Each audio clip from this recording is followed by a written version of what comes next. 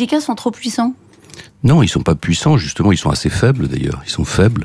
Et moi je préférais qu'ils soient plus puissants, moi je préférais qu'il y ait une grande ou deux grandes organisations syndicales puissantes. Vous ne cherchez pas à les affaiblir par cette réforme? Mais ils sont faibles par eux-mêmes, ils sont faibles par leur comportement, ils sont faibles par le fait qu'ils ont peu d'adhérents, par le fait que les Français ne sont pas séduits, ne sont pas convaincus, ni par les syndicats, ni par les partis politiques. Tous les mêmes d'ailleurs, les syndicats, vous les mettez Non, ils tous sont sur très le même différents. plan. Ils sont très différents. On voit bien qu'il y a une organisation syndicale qui évolue vers une forme de progressisme, la CFDT, avec ici ou là enfin, c'est pas uniforme, mais on voit bien quand même qu'il y a un mouvement qui est engagé depuis longtemps d'ailleurs. Hein.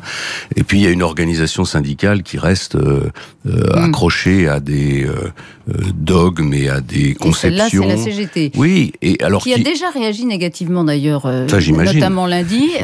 À votre programme, la CGT bloque la France pour une réforme du travail que vous jugerez lilliputienne par rapport à vos projets. Vous imaginez que parce que vous avez annoncé la couleur, ça n'arrivera pas en pire? Mais la CGT n'a jamais bloqué la France, Madame Martichoux. C'est encore une façon de parler qui aboutit à décourager tout le monde de faire des réformes. On dit ils ont bloqué la France, c'est juste faux. Est-ce que la France a été bloquée? Quand ils bloquent des terminaux pétroliers, quand ils bloquent des routes, quand ils bloquent la SNCF, le transport. On leur a envoyé les gendarmes et les terminaux pétroliers ont été débloqués en 48 heures. Alors par exemple la circulation des trains, c'est très pénalisant. Il y a eu des perturbations, mais dire que la France a été bloquée, c'est absurde, c'est pas. C'était pas la réalité. Bien sûr que non. Donc, il n'y a pas eu de grande grève en France du fait de la CGT depuis une vingtaine d'années.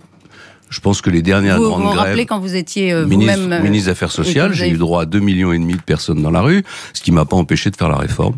Voilà.